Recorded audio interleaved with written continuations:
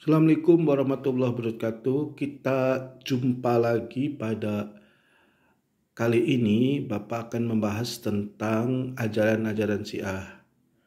Adik-adik mahasiswa yang Bapak banggakan, nah kita nggak akan merasa lelah ya, karena ilmu kalam itu membahas tentang aliran sekte dan ajarannya. Sebelumnya tentang latar belakang. Nah sekarang pada hari ini Bapak akan menjelaskan tentang ajaran-ajaran Syiah ya. Nah, ajaran-ajaran Syiah. Ajaran-ajaran Syiah yang biasa kita kenal itu kalau kita belajar secara ilmiah maka akan terasa objektif ya. Karena banyak di antara umat Islam ya itu sangat konfrontatif tentang Syiah ya. Bahkan kan kita terbagi menjadi dua belah kelompok besar di dunia Islam, itu kelompok Sunni dan kelompok Syiah. Nah, masing-masing saling mengklaim ya. Karena apa? Karena mereka membacanya bukan dari sumber dari asalnya. Jadi misalnya ada berita tentang Syiah, nah itu jika dipahami oleh orang Sunni tidak didasarkan pada pemahaman orang Syiah. Bagaimana cara orang Syiah memahami? Jadi pakai sudut pandang Sunni dan literasi Sunni. Akhirnya apa? Akhirnya timbul bias dan saling menafikan satu sama lain ya. Ya, seperti yang terjadi di Pakistan tuh ya, beberapa hari kemarin pemboman orang meninggal, 28 orang meninggal akibat kita hubungan antara muslim yang permasalahan internal ya, artinya pemahaman beda dalam memahami sesuatu yang bukan pokok, hanya furu ya, apalagi tentang aliran-aliran konsep-konsep yang ijtihadi. Nah, ini kalau kita orang akademis harus mempelajari sumber aslinya. Nah, kebanyakan mereka di luar sana ya tadi dia hanya dari orang atau dari orang yang menggembos sehingga menyulut amarah ya, padahal kita masih satu Islam ya. Tuh, itu yang membuat saya secara pribadi kaget gitu. Kenapa umat Islam kok tergoda oleh oleh pemahaman-pemahaman yang dangkal, yang sempit, yang mengakibatkan tadi salah memahami atau memahami sesuatu itu berdasarkan pada pemahamannya sendiri, sehingga ketika diterjemahkan ke pemahaman yang dia pandang ternyata berbeda. Mereka melihat bahwa yang dipahami itu tidak sesuai dengan apa yang dia katakan, sesuai dengan data. Nah, di sini makanya kalian sebagai mahasiswa itu harus betul-betul ya belajar itu secara akademik. Nah, makanya belajar ilmu kalam itu ada dari sumbernya, dari literasi yang benar ya. Oke ya. Nah, pada hari ini Bapak akan mengajarkan tentang ajaran-ajaran Syiah supaya mahasiswa bisa memahami dan mengerti apa ajaran-ajaran Syiah yang banyak dipahami keliru oleh katakan melawan kelompoknya seperti Sunni ya gitu ya. Oke, Bapak akan pertama kali tentang imamah ya. Ajaran pertama Syiah adalah tentang imamah. Nah, istilah imamah berasal dari kata imam yang berarti pemimpin.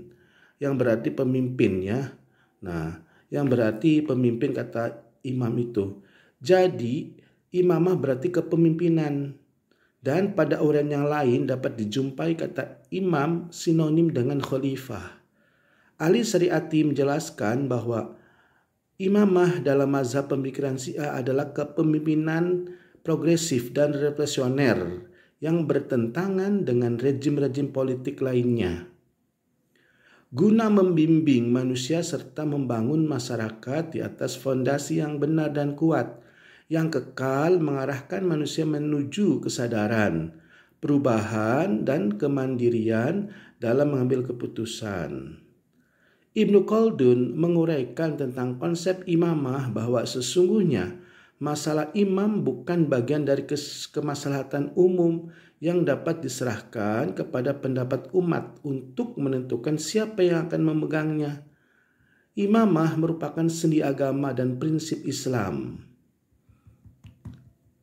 Seorang nabi tidak boleh melalaikan dan menyerahkan kepada umat, tetapi wajib menentukan imam untuk umat. Nah, bagi Syiah imamah, khalifah adalah suatu kepentingan agama, bukan hanya kelayakan politik semata. Lembaga keimanan adalah suatu rukun agama fundamental yang sama pentingnya seperti Al-Quran dan As-Sunnah. Tanpa adanya seorang imam, bukan saja dunia akan hancur, bahkan dunia ini sendiri tidak pernah ada. Imam, apakah dia atau dia bersembunyi atau tersembunyi, adalah seorang hujjaj, wakil Tuhan di bumi. Sejak dari zaman Nabi Adam SAW sampai hari kiamat harus selalu ada seorang imam. Jika tidak ada imam, maka tidak ada penyembahan kepada Tuhan di bumi, sebab cara penyembahan kepada Tuhan haruslah belajar dari imam. Hanya dengan perantaran seorang imam sajalah, maka Tuhan dapat dikenali.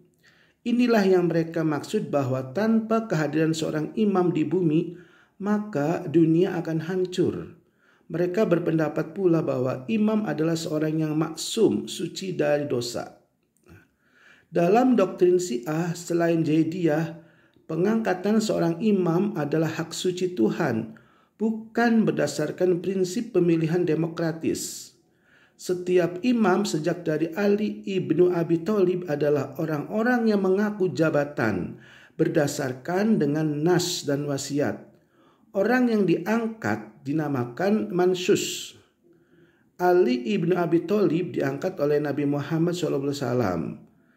Imam sesudah Ali ibnu Abi Thalib diangkat oleh Ali ibnu Abi Thalib. Sedangkan imam-imam berikutnya diangkat oleh imam pendahulunya. Konsep imamah adalah merupakan salah satu ajaran yang paling banyak dibicarakan pada golongan Syiah. Dalam ajaran Syiah dikemukakan bahwa keberadaan imam itu adalah wajib dan merupakan keharusan agama. Bahkan bahwa dunia akan hancur tanpa adanya imam. Penganut Syiah berpendapat atau berpaham bahwa konsep imamah meliputi 3 aspek, yaitu pertama, pemberi petunjuk, kedua pemimpin umat, dan yang ketiga pengganti kedudukan Nabi dalam menyampaikan ajaran Muslim atau ajaran Islam. Tampaknya bagi penganut Syiah berkeyakinan bahwa masyarakat Islam sangat membutuhkan ketiga aspek tersebut. Karenanya, kehadiran seorang imam di tengah-tengah mereka merupakan suatu hal yang sangat penting. Dan juga persoalan ini tidak hanya bermakna dunia, melainkan juga bermakna spiritual. Dengan berpijak pada 3 aspek tersebut ditambah dengan makna spiritual, maka yang berhak menjadi imam setelah Nabi Muhammad SAW wafat adalah Ali radhiyallahu anhu. Ali adalah penerima wasiat dari Nabi yang diberikan berdasarkan nas. Oleh sebab itu tidak dapat diganggu gugat. Ketaatan terhadapnya dan anak keturunannya dituntut mutlak, sebab sama dengan taat kepada Nabi dan pemerintahan Tuhan atau pemerintah Tuhan. Syiah Gulat dikenal terlalu berlebihan terhadap hak-hak keimanan sehingga mengantarkan keluarnya batas-batas makhluk dan menghukumkan hukum-hukum ketuhanan, dan terkadang menyerupakan imam dengan Tuhan dan makhluk. Dengan makhluk ya.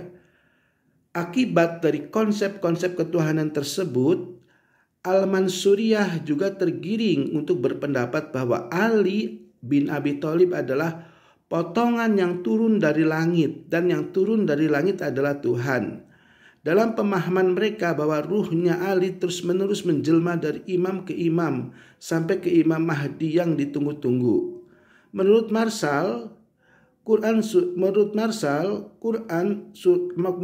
K.S. Hudson bahwa penjelmaan atau metapsikosis adalah sama yang dianut orang-orang Tibet terhadap Dalai Lamanya. Dalam konteks imamah, Abdullah ibnu Saba, tokoh Al-Sabaiyah, menyatakan bahwa jabatan khalifah sebenarnya adalah milik Ali. Oleh karena itu, orang-orang yang menduduki jabatan kekhalifahan sebelum Ali telah bertindak merampas jabatan dan dengan nyata. Dan barang siapa yang memberikan baiatnya atas dasar itu, maka ia zalim dan sesat. Dan sekaligus tindakan itu telah menghalangi atau mencegah imam yang benar Sayyidina Ali memperoleh haknya. Ada mahasiswa yang Bapak banggakan, kita terus uraian ajaran Syiah ini. Menurut Al-Kamiliyah, kelompok Abi Kamal, bahwa imamah yaitu cahaya yang berpindah-pindah dari seseorang kepada orang lain. Apabila cahaya tersebut pada diri seseorang, maka ada kalangan berbentuk kenabian, dan pada orang lain hanya berbentuk imamah. Dan imamah itu sendiri dapat berganti kenabian. Kepercayaan seperti ini didasarkan atas tanasuk, yaitu bahwa ruh dapat berganti badan. Mereka yakin bahwa ruh Tuhan awalnya berada pada tubuh Adam, kemudian berpindah ke tubuh anaknya dan seterusnya. Menurut Khotabiyah, yaitu kelompok Abi al-Khattab, Muhammad ibnu Abi al-Asad As'adi al-Ajdar, bahwa imam-imam adalah nabi-nabi kemudian Tuhan. Ketuhanan itu adalah cahaya yang ada pada imamah. Konsep ini memberikan pengertian kepada kita bahwa dalam hal ini imamah terkandung unsur-unsur ketuhanan. Dalam pandangan Al-Ba'iyah,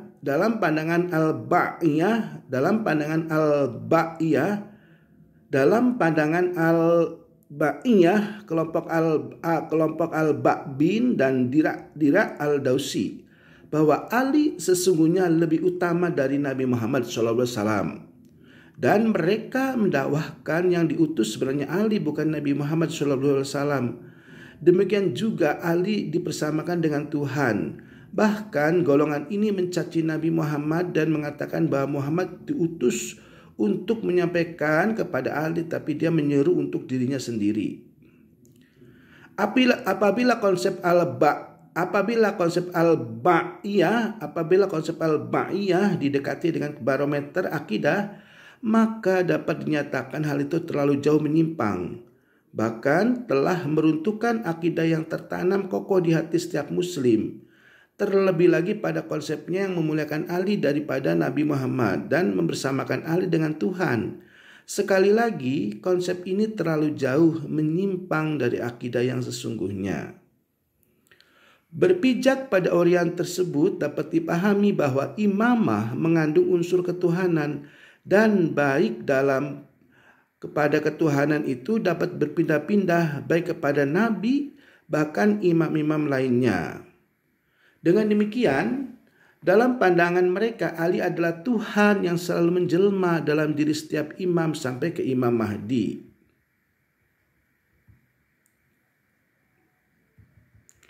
Nah, sekarang konsep kedua ya. Tadi konsep imamah yang pertama, sekarang konsep kedua dari ajaran Syiah, yaitu konsep taqiyah ya. Konsep taqiyah. Nah, konsep taqiyah. Nah, klaim keturunan bagi jabatan imamah berdasarkan doktrin nas dan wasiat, sebagaimana dirincikan oleh Imam Al-Ja'far sebelumnya, yang menekankan kepada kesucian Ahlul Bait sebagai kualitas yang diwariskan dan terbatas pada anak-anak Fatimah yang diangkat menjadi imam. Secara tidak langsung, hal tersebut menolak klaim seluruh Hasimiyah lainnya, baik Alawiyah maupun Abbasiyah.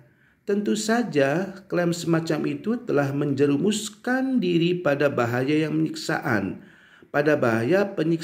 oleh pemerintahan Abbasiyah yang mengklaim diri juga sebagai pemimpin spiritual agama yang formal. Dengan demikian, munculnya doktrin taqiyah dengan penekanan bahwa taqiyah bukan saja suatu hal yang diperkirakan bahwa suatu kewajiban untuk melaksanakannya, karena tugas menyelamatkan jiwa dari kebinasaan adalah kewajiban yang harus diutamakan. Dengan mempraktekkan taqiyah ini, mereka telah banyak menyelamatkan jiwa mereka.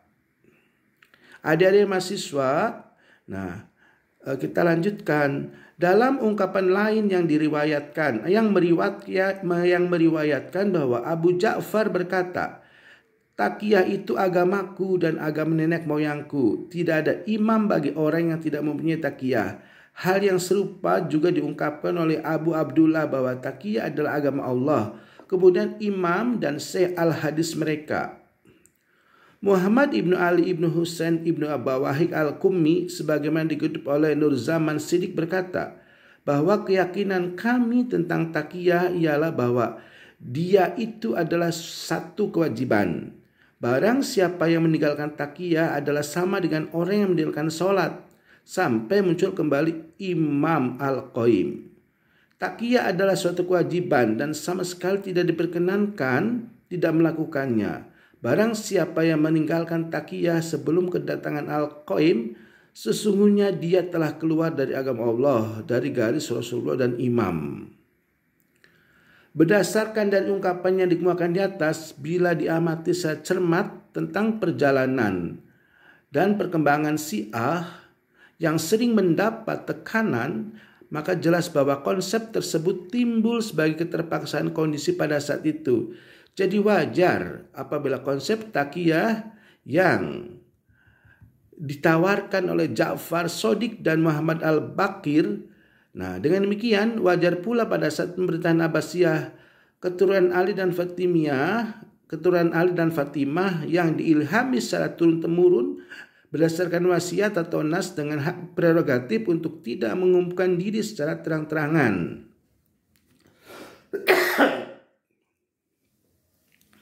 Sebagai keturunan dari Ahlul Bait untuk menghindarkan ajaran Khalifah Abbasiyah.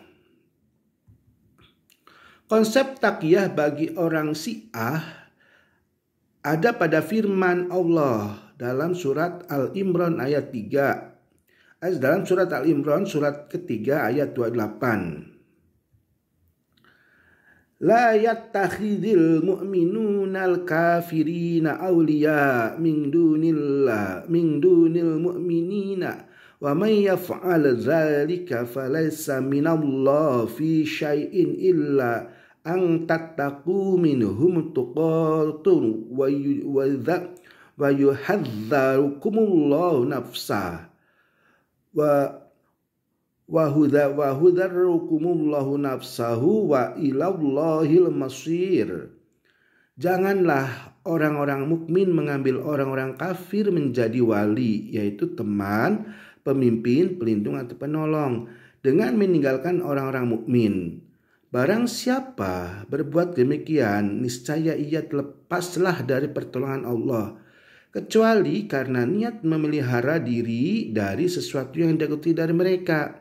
Dan Allah memerintahkan kamu dari siksanya, dan hanya pada Allah tempat kembali. Dan firman Allah Subhanahu wa taala dalam Quran surat An-Nahl surat ke-16 ayat 106. Man kafara billahi min ba'di imanihi illa man ukriha wa qalbuhu mutmainna bi imani walakin man syaraha bil kufri sadran fa'alaihim ghadabun minallahi walahum azabun azim. Artinya, barang siapa yang menginginkan Allah sesudah mengimaninya, dia mendapat kemurkaan Allah, kecuali dia terpaksa untuk melakukan itu sedang hatinya masih tentram dalam keimanan.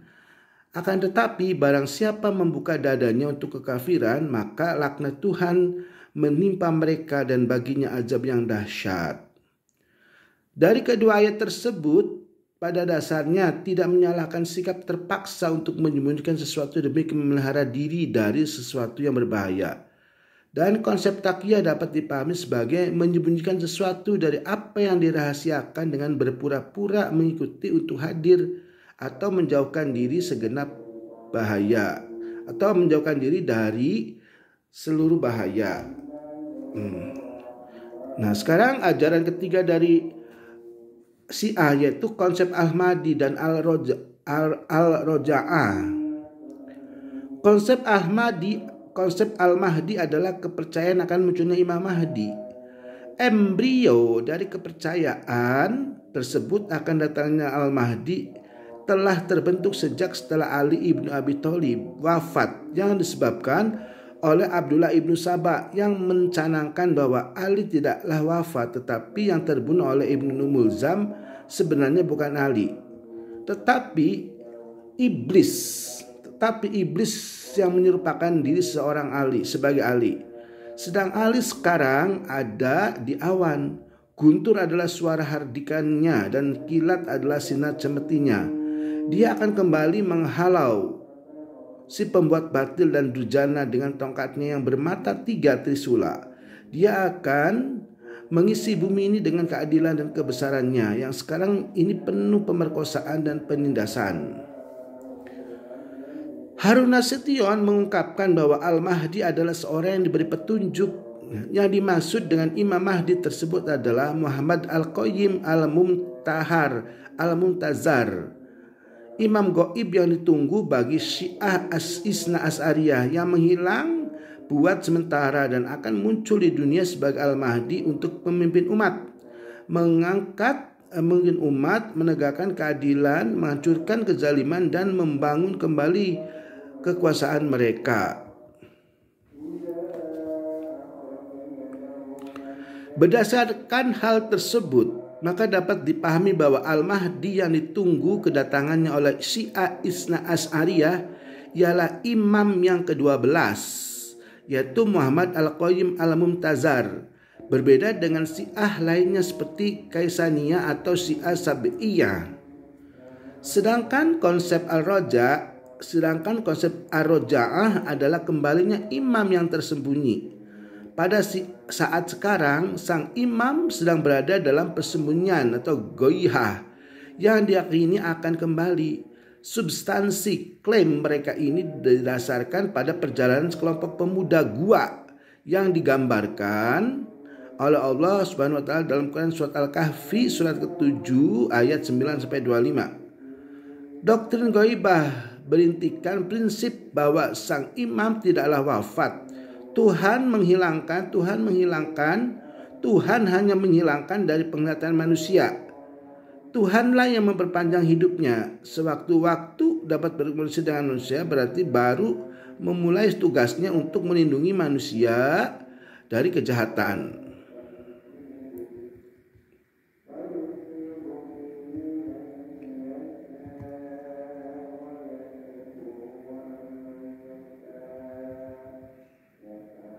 Ya gitu ya. Jadi ajaran Syiah tentang imamah ini, ajaran saya itu ternyata yaitu ya, kalau dilihat dari sudut pandang ajaran Islam banyak yang menyimpang ya. Jadi Ali itu disamakan dengan apa ya, Nabi Muhammad bahkan lebih. Nah, inilah yang membenci apa yang dibenci oleh Sunni, nah bahkan umat Islam semuanya ya. Nah, cuma kita membaca aliran-aliran itu karena di situ ada aliran yang berbeda ya. Nah, maka perlu untuk memahami ajaran Syiah ini dengan akademik ya. Nah, kenapa sih aliran Syiah itu mengagungkan Ali, membabi buta dan secara akidahnya bertentangannya? Karena kita tahu bahwa aliran Syiah ini kan berkembang di Iran ya. Kita tahu Iran itu kan sudah punya agama lokal, yaitu agama Majusi. Agama Majusi penyembah api. Nah, agama Majusi ini yang memberi dasar ya karakter orang-orang Iran itu yang mengagungkan Ali, yang halunisasinya itu ya. Jadi bahasanya seperti mitos.